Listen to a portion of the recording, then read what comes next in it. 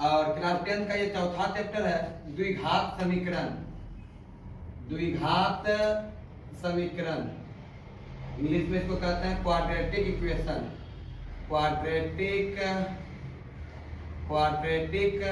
Equation. Quadratic equation. सबसे पहले ये जानना है कि ये द्विघात समीकरण होता क्या है, ठीक है। तो चलिए हम द्विघात समीकरण आपको समझाते हैं, पर ध्यान से आप लोग समझिएगा। जहां भी प्रॉब्लम हो तो जो लाइव है स्टूडेंट वो क्लियर अभी पूछ सकते हैं, और जो क्या कहा जाता है कि वीडियो देख रहे हैं तो वो क्या कहा जाता है कमेंट कीजिएगा, ठीक है। कमेंट में बोलिएगा, हम सारा आपको सॉल्यूशन दे देंगे, सारा बता देंगे। चलिए यहाँ देखिए द्विघात समीकरण, हम परिभाषा लिख रहे हैं वैसा समीकरण जिसमें अधिकतम घात को इंग्लिश में हम लोग बोलते हैं पावर।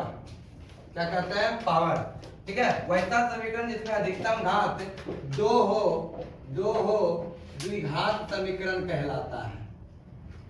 द्विघात समीकरण कहलाता है। झारखंड बोर्ड में इस चैप्टर से करीबन 7 नंबर का क्वेश्चन आता है, बिहार बोर्ड में भी 7-8 नंबर का इससे क्वेश्चन आता है, ठीक है। तो पहले क्या बोले कि वैसा समीकरण जिसमें अधिकतम घात कितना हो? 2 हो, क्या कहते हैं हम इसको? द्विघात समीकरण कहते हैं, ठीक है। चलिए आप एग्जांपल हम आपको दिखाते हैं।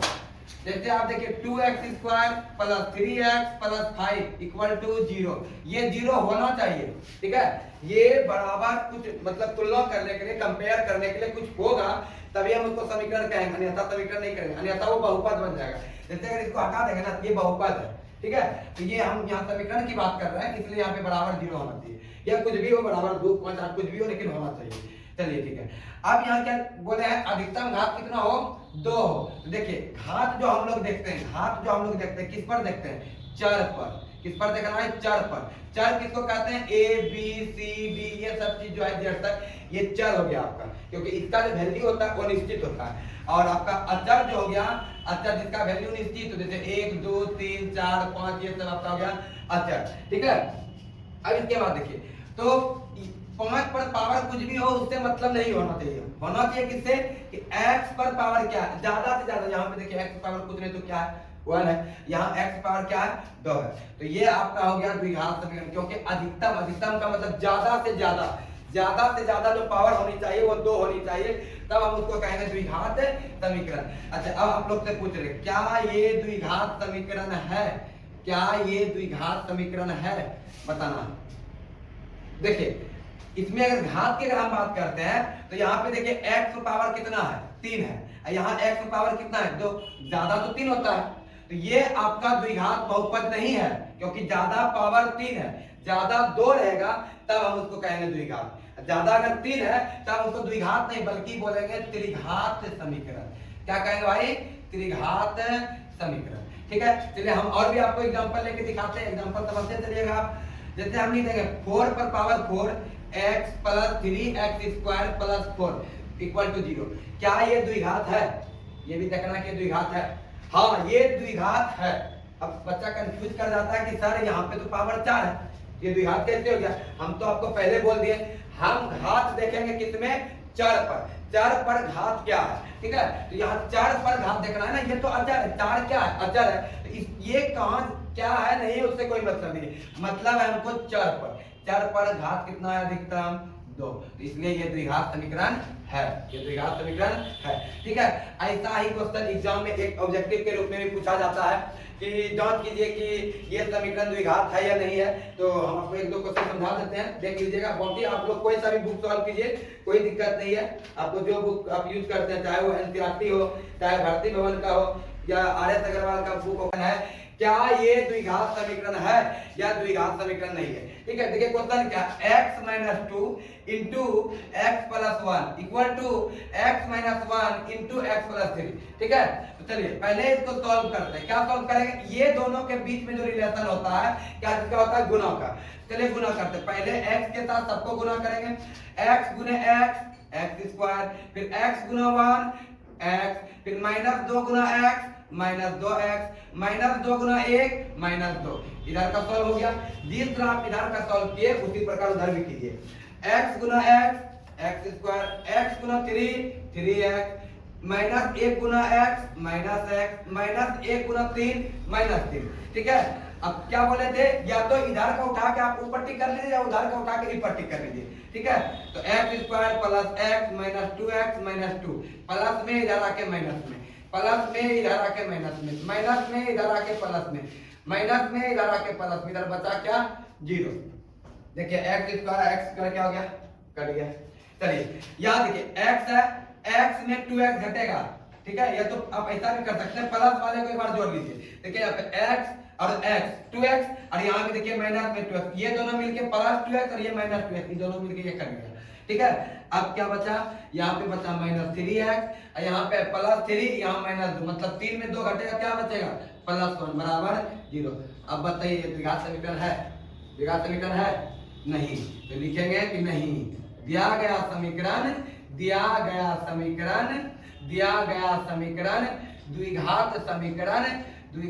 समीकरण नहीं है, नहीं है। ठीक है, स्क्रीनशॉट लीजिए। चलिए अगला क्वेश्चन देखिएगा, फिर जांच कीजिए कि दिया गया समीकरण द्विघात समीकरण है या द्विघात समीकरण नहीं है। फिर से आपको इसको चेक करना है। गुना करने के लिए हम पहले भी बताएं, 2x के साथ इसको गुना करेंगे, फिर 1 के साथ इसको गुना करेंगे। 2x गुना x क्या हो जाएगा 2x स्क्वायर, माइनस है तो माइनस, 3 गुना 2x 3 दूनी 6x, फिर माइनस 1 गुना x minus x, minus minus plus. बच्चा इसी से गलती कर देता है कि माइनस को गुना माइनस से करवे नहीं क्या, माइनस को देके तैयार, सब गलत हो जाता है। माइनस 1 और यहाँ माइनस 3 है, कितना हो गया आपका 3 प्लस 3, फिर x गुना x स्क्वायर, x गुना 1 माइनस x, यहाँ माइनस x है, फिर हो गया 5 गुना x 5x, फिर 5 गुना माइनस 1 माइनस 5। अब क्या करना, या तो इधर वाले को उठा के ऊपर टिक कीजिए या इधर वाले को उठा के ये पर टिक कीजिए। क्या हो जाएगा 2x square minus 6x minus x plus 3, plus में इधर आके माइनस में, ये माइनस में इधर आके प्लस में, ये प्लस में इधर आके माइनस में, ये माइनस में इधर आके प्लस में, बराबर क्या हो गया 0। अब सॉल्व कीजिए तो एक जात को देखिए कौन एक कैटेगरी का है। देखिए यहाँ पे x स्क्वायर वाला है, ये भी x स्क्वायर वाला है। 2x स्क्वायर में एक को x स्क्वायर घट गया, एक को x स्क्वायर बच गया। देखिए यहाँ पे क्या है माइनस 6x, पहले देखिए यहाँ माइनस x है, यहाँ प्लस x, दोनों तो कट गया। ठीक है, माइनस 6x और यहाँ पे क्या है आपका माइनस 5x, मतलब माइनस 11x। ठीक है, या प्लस 5 या प्लस 3, 5 और 3 8 बराबर कितना 0। तो अब आपको बताना क्या ये द्विघात समीकरण है। हाँ क्या बोलेंगे, हाँ दिया गया समीकरण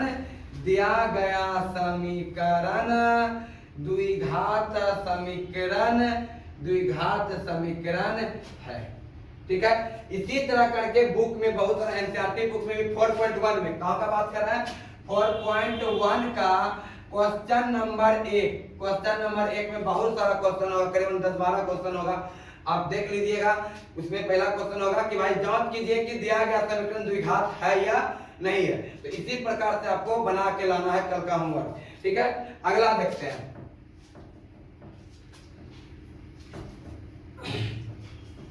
आगे देखिए, नोट में हम आपको कुछ पॉइंट समझाएंगे, ध्यान से समझिएगा।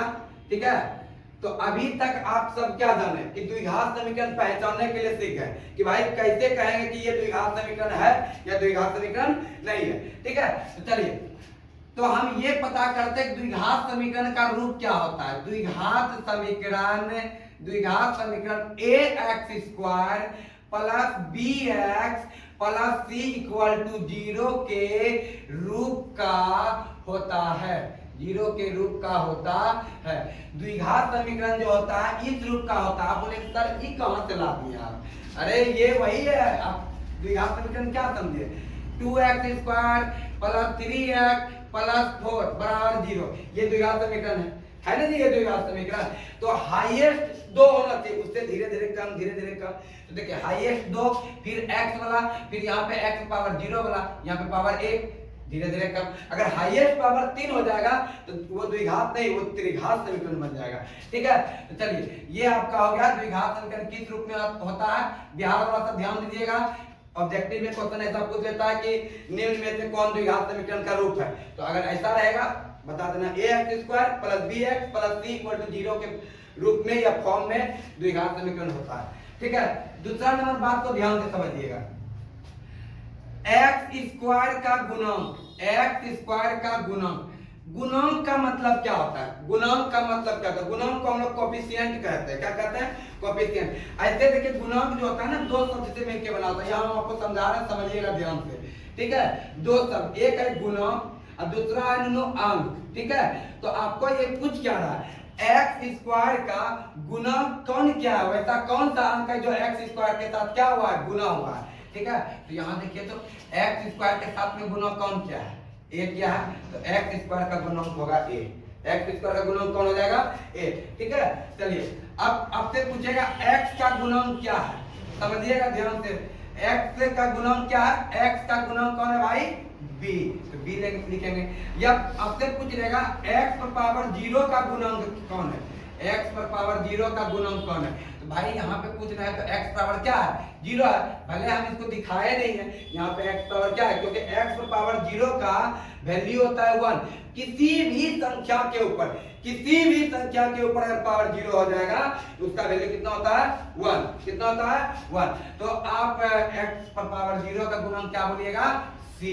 सी को आप अचर पद भी बोल सकते हैं, अचर पद। ठीक है, तो अब एक नॉर्मली बात समझिएगा, एक्स स्क्वायर के साथ में जो रहेगा उसको क्या बोल रहा है, ए। एक्स स्क्वायर के साथ में जो रहेगा उसको क्या बोलिएगा, ए। और एक्स के साथ में जो रहेगा उसको क्या बोलिएगा, बी। और जो अकेले रहेगा, मतलब अकेला रहेगा, उसको क्या बोलिएगा, सी। ठीक है, इतना बात समझ में आ गया होगा। ठीक है, चलिए हम तीसरा बात समझते हैं। ये सब जितना भी हम बता रहे हैं आप कॉपी लेके बैठिए आगे में, और सारा नोट का जितना भी पॉइंट हम लिखवा रहे हैं सारा पॉइंट को आप लिखते चलिएगा। ठीक है, ये नहीं कि नजरअंदाज कर दीजिएगा। चलिए तीसरा नंबर पॉइंट को जानते हैं। अब यहाँ पे क्या, a x square plus b x plus c. अब ये जानते हैं सर यहाँ पे एक्स का कुछ तो मान होगा, जैसे ये आपको समीकरण देगा, अब बोलेगा रे मान निकालो, किसका मान निकालोगे, एक्स का। तो आपको ये जानना है, ये एक्स स्क्वायर है, हाईएस्ट पावर कितना है, 2 है, हाईएस्ट पावर कितना है आपका, 2 है। तो इसका जब भी वैल्यू निकलेगा 2 को मान निकलेगा, एक्स का क्या मान निकलेगा, 2 मान निकलेगा। ठीक है, आप पूछेगा सर अगर त्रिघात रहता तो क्या होता, अरे त्रिघात रहता तो 3 को मान निकलता, एक्स का क्या मान निकलेगा, 3 को। आप 8वें में पढ़े होंगे एकल घात वाला, एक्स का 1 मान निकलता था। अब क्लास 10th में आ गए, बच्चा थोड़ी ना आप लोग, तब बूढ़ा पुराना हो गया आप लोग। चले यहाँ देखिए, तो एक्स पर पावर 2 है, एक्स का क्या मान निकलेगा, 2 का मान निकलेगा। ठीक है, एक मान को आप चैप्टर 2 में पढ़िएगा, अल्फा कहेंगे, इसको बोलेंगे अल्फा, अल्फा क्या बोलेंगे, अल्फा। एक मान को अल्फा कहेंगे और एक मान को बेटा कहेंगे, ना बेटा नहीं बोल रहा तुम लोग, बीटा क्या बोलेंगे, बीटा, जो हम बेटा लिख दिए, बीटा बोलेंगे, क्या बोलेंगे, बीटा। थोड़ा बहुत मजाक भी हो जाता है। चलिए एक को बोलेंगे अल्फा, एक को क्या बोलेंगे, बीटा। तो उसी प्रकार जो आप ये द्विघात समीकरण निकालिएगा ना, तो इसमें x का 2 मान निकलेगा, क्या मान निकलेगा, 2 मान निकलेगा। लेकिन एक चीज आपको हम समझाते हैं, विवेचक क्या होता है, विवेचक क्या होता है, विवेचक क्या होता है, जिसको इंग्लिश में कहते हैं डिस्क्रिमिनेंट। क्या कहते हैं, डिस्क्रिमिनेंट। क्या बोलते हैं इंग्लिश में, डिस्क्रिमिनेंट। इसको जो सूचित करते हैं डी से सूचित करते हैं। ठीक है, डी से। चलिए हम इसको आगे बताते हैं, आप स्क्रीनशॉट ले लीजिएगा। ठीक है, ले लिए। चलिए ये चौथा नंबर, हम क्या बात कर रहे थे, विवेचक का। विवेचक को इंग्लिश में हम लोग कहते हैं डिस्क्रिमिनेंट। क्या कहते हैं, डिस्क्रिमिनेंट। सर ये विवेचक क्या होता है, विवेचक का मतलब एक तरह से यही जानिए ना, ये भविष्यवाणी करता है। क्या करता है, भविष्यवाणी करता है। आप x का मान निकालिएगा तब ना पता कीजिएगा सर ये ऐसा निकला वैसा निकला। लेकिन ये जो है ना, आपको मान निकालने से पहले, मतलब मूल निकालने से पहले ये आपको बता देगा आपका मूल जो होगा कैसा होगा। ठीक है, तो ये डी क्या करता है, एक तरह से यही समझना है, ये डी क्या करता है, भविष्यवाणी करता है, भविष्यवाणी। ठीक है, भविष्यवाणी करता है। आगे ना समझ में, क्या करता है, मूल निकालने से पहले, ठीक है, मूल की प्रकृति को बताना क्या कहलाता है, विवेचक कहलाता है। मूल निकालने से पहले, किसका मूल है, द्विघात समीकरण। द्विघात समीकरण के मूल निकालने से पहले मूलों की प्रकृति की सूचना बताने वाले को ही क्या कहते हैं हम लोग, विवेचक कहते हैं। चलिए पांचवा नंबर, चौथा नंबर विवेचक था, चौथा नंबर में ही क्या बोलेंगे, डी बराबर सूत्र क्या होता है, एक फॉर्मूला होता है, B square minus 4ac। B square minus क्या होता है 4ac। आप इसी के मदद से ये बता सकते हैं कि मूल कैसा होगा। ठीक है, चलिए 5वां नंबर बात आपको समझा रहा है, ध्यान से समझिएगा। मूल को कब क्या कहेंगे, ध्यान से समझिएगा। d बराबर अगर 0 आ गया, क्या बोले हम, d का मान अगर 0 आ गया इस फार्मूला पर बैठाने पर, इस फार्मूला पर बैठाने पर अगर d का मान 0 आ गया तो आप बोलिएगा कि सर मूल जो है ना वास्तविक होगा। मूल क्या होगा, वास्तविक होगा, मूल वास्तविक होगा। और क्या, दो मूल होगा, द्विघात समीकरण है तो दो मूल होगा ना। आपको नाम बताइए कि एक को अल्फा बोलेंगे, एक को बीटा बोलेंगे। यहाँ भले नहीं कहेंगे, लेकिन जब आप दूसरा चैप्टर पढ़िएगा बहुपद पॉलिनोमियल तो वहां आपको बताएंगे अल्फा और बीटा। ठीक है, यहाँ भी हम बोल सकते हैं। ठीक है, तो मूल वास्तविक होगा और साथ में क्या होगा, जब 0 होगा मूल बराबर होगा। मूल वास्तविक और क्या होगा, बराबर। मूल वास्तविक और क्या होगा, बराबर होगा। तो ये क्या, ये इसकी प्रकृति, यही चीज आपको बताएगा। मूल निकालने से पहले आपको डी बता देगा कि मूल कैसा होगा। एक तरह से क्या होगा, भविष्यवाणी हो गया ना, ये भविष्यवाणी करता है। ठीक है, अब डी का मान 0 से अगर बड़ा हो जाए, क्या बोले, d का मान 0 से बड़ा। अब 0 से बड़ा क्या होगा, 1 होगा, 2 होगा, 3 होगा, 4 होगा, 5 होगा, 200, 250, 500, कुछ भी हो सकता है। मतलब क्या चीज में भाई, प्लस में। अगर d का मान प्लस में निकल गया, अगर d का मान प्लस में निकल गया तो मूल जो होगा वो वास्तविक होगा। मूल क्या होगा, वास्तविक होगा और अलग अलग होगा। क्या होगा, अलग अलग। क्या होगा रे, अलग अलग होगा। क्या होगा, अलग अलग होगा। दो बात। ठीक है, जब 0 होगा तब बराबर होगा, वास्तविक तो होवे करेगा। ठीक है, जब 0 होगा तब बराबर होगा, जब 0 से बड़ा होगा मतलब 1 होगा, 2 होगा, 3 होगा, 4 होगा, तब मूल अलग अलग होगा। ठीक है, और जब d का मान 0 से छोटा हो, 0 से छोटा मतलब क्या, 0 से भी छोटा, 0 से छोटा मतलब क्या, माइनस में। ठीक है, जब माइनस में हो, क्या चीज में हो, माइनस में हो, जैसे -1 आ जाएगा, -2, -3, -4, -200, -500, -1000 ऐसा आ जाएगा, तब भाई इसका मूल जो है असंभव है। मूल क्या है, असंभव है। मूल क्या है, असंभव है। देखिए भले हम अभी क्लास 10th में कहते हैं कि मूल असंभव है, लेकिन जैसे आप 11th में जाइएगा ना, वहां भी संभव बना दिया गया है। ठीक है, तो वहां पे हम लोग आयोटा का यूज करते हैं, इस तरह करके यूज करते हैं आयोटा का। ठीक है, ये जो आप पढ़िएगा क्लास 11th में पढ़िएगा। ठीक है, बाकी यही दो चीजों की चर्चा होगी क्लास 10th में। ठीक है, इसका स्क्रीनशॉट ले लीजिए आप लोग। चलिए मिटाते हैं इसको। आप अब आगे देखिएगा। तो चलिए एक बार हम फिर से रिवीजन करें, ध्यान से समझिएगा। द्विघात समीकरण किस रूप में होता है, ax square plus bx plus c के c इक्वल टू 0 के रूप में होता है। अच्छा, x स्क्वायर के आगे वाले को क्या बोलेंगे, या x स्क्वायर के गुणांक को क्या बोलेंगे, x स्क्वायर के गुणांक को बोलेंगे a और x के गुणांक को बोलेंगे b। और जो अकेले हो अर्थात जो अचर पद हो, अर्थात जो x पावर 0 का गुणक हो, उसको बोलते हैं हम लोग c। क्या बोलेंगे, c। अब हम आपको जो है मूल निकालने के लिए सिखा रहे हैं, ध्यान से समझिएगा, वीडियो को स्किप मत कीजिएगा। और तुम लोग ध्यान से समझो। ठीक है, तो चलो यहाँ पे हम बहुत सारा क्या कहा जाता है, द्विघात समीकरण लिखे। बहुत पहले से आप लोग देख रहे हो कि सर क्या लिखे रखे हैं, बहुत पहले से द्विघात समीकरण हम लिख के रखे हैं। और इस द्विघात समीकरण में हम आपको 1-2 को समझा देंगे। ये आपके लिए हो गया भाई टाइप 1, टाइप 1। ठीक है, तो हम आपको टाइप बाय टाइप टोटल तीन को टाइप पढ़ाएंगे। 3 टाइप्स में ही आपको पूरा द्विघात समीकरण को समझा देंगे, क्या होता है, क्या कैसे करना है। ठीक है, ये टाइप 1 हुआ।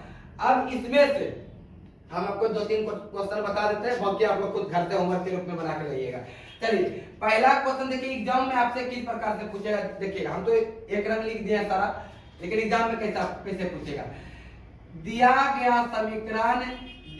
गया समीकरण के मूलों का अस्तित्व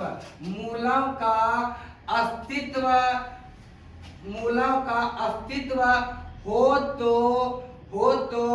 विवेचक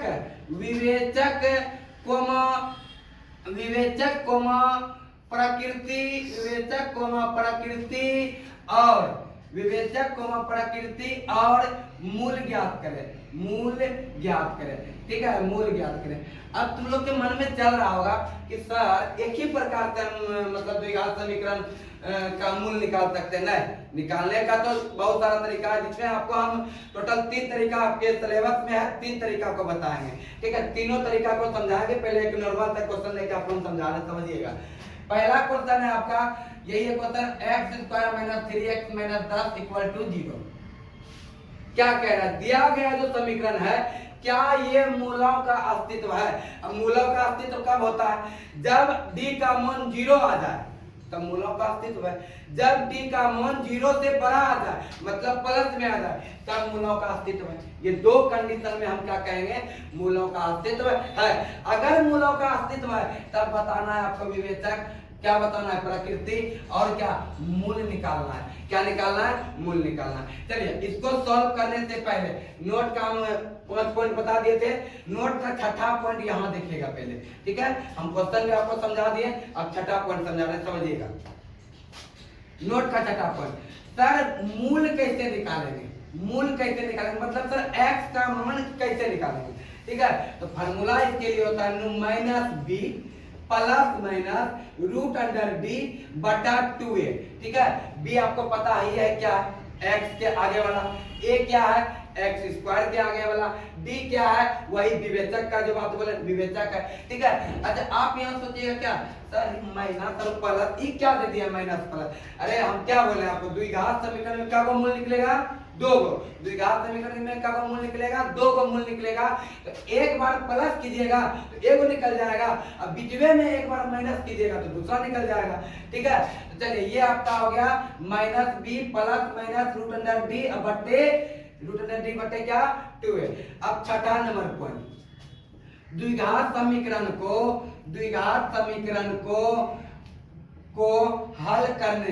हल करने की विधि, द्विघात समीकरण को हल करने की विधि। तो हम इसको जो है ना टोटल 3 तरह से समझेंगे, 3 तरीका से हम द्विघात समीकरण को हल कर सकते हैं।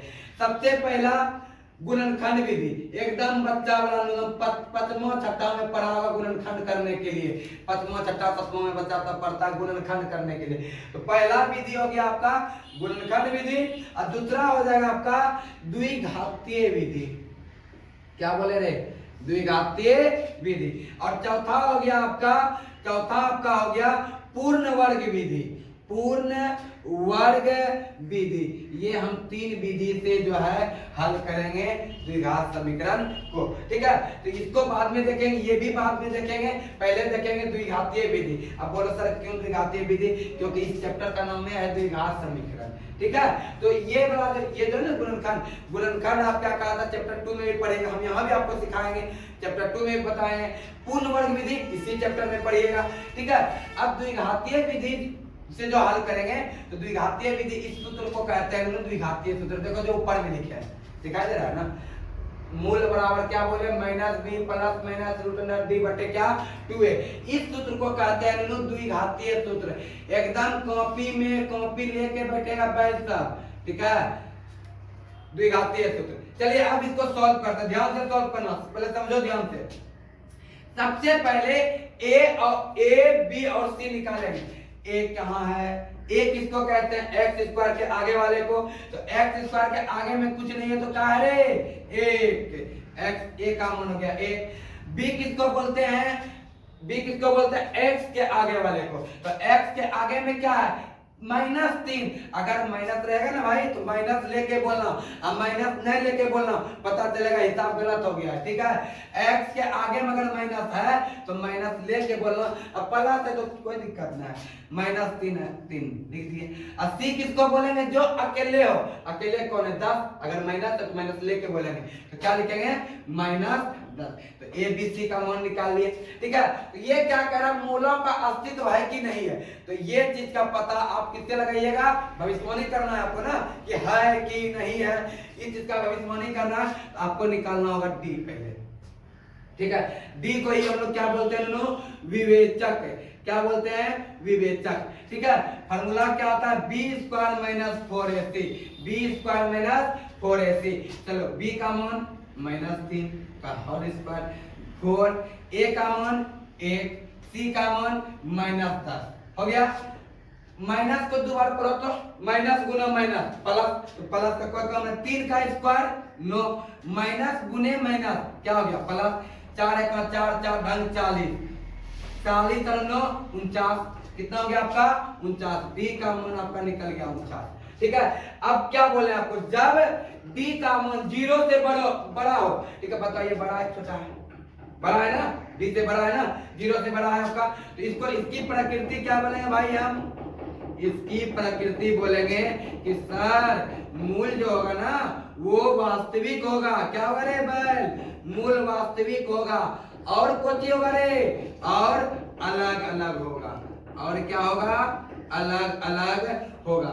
ठीक है, अब बराबर कब होगा नो, जब डी का मान 0 आ जाएगा तब हम बोलेंगे कि जो इसका मूल जो होगा वो बराबर होगा। ठीक है, चलिए अब आगे सॉल्व करते हैं, ये आगे आप सॉल्व होगा, इधर का स्क्रीनशॉट ले लो स्क्रीन पे पहले तुम लोग। ठीक है, ले लिया, इसको मिटा देते हैं। ठीक है, तो हमको क्या निकालना है भाई, हमको निकालना है मूल, क्या निकालना है मूल, मतलब किसका मान, x का मान। फार्मूला क्या होता है, -b plus minus root under D अब बटा 2a। ठीक है, ये आपका माइनस है, लगा दिए माइनस। अब b का मान कहाँ है, b यहाँ, b का मान कितना है -3, एक माइनस तो ये सूत्र में है और एक माइनस यहाँ पे लिखेंगे तो -3, फिर क्या है plus minus root under D, D का मान कितना निकला है 49, तो लिख देते हैं यहाँ पे 49, फिर क्या है 2a, a का मान 1 लिख दिए 1, माइनस गुना माइनस प्लस मतलब 3 लिख दिए, प्लस माइनस 49 का वर्गमूल कितना, रूट का मतलब क्या वर्गमूल, मतलब 49 का वर्गमूल 7, 2 1 का 2। अब सारा जब कम हो गया तब क्या करना है, यही बीचे में एक बार जोड़ देना है, एक बार घटा देना है, काहे कि ये द्विघात समीकरण है, मतलब स्क्वायर लगाना था, इसमें चर पर अधिकतम पावर, इसका 2 मान निकलेगा। चलो भाई एक बार बीच में प्लस कर दिए, एक बार बीच में माइनस कर दिए, 7 3 कितना हो गया 10 बटा 2, -3, 3 में 7 घटेगा तो -4 बटे 2, ये कर दिया कवर में 5 बार में, ये कवर में रे -2, मतलब x का ये आपका 2 मान निकलेगा। हाँ अब बताते हैं, अगर इस दोनों मान को इस समीकरण पे रख दीजिएगा ना तो ये तो बराबर 0 था, अगर 5 भी इस समीकरण में रखिएगा x का मान 5 तो बराबर 0 पुट जाएगा, -2 भी रखिएगा तो 0 पुट जाएगा, आप चेक कर सकते हैं। ठीक है, तो हम ये आपको समझ में आ गया होगा। चलिए दूसरा क्वेश्चन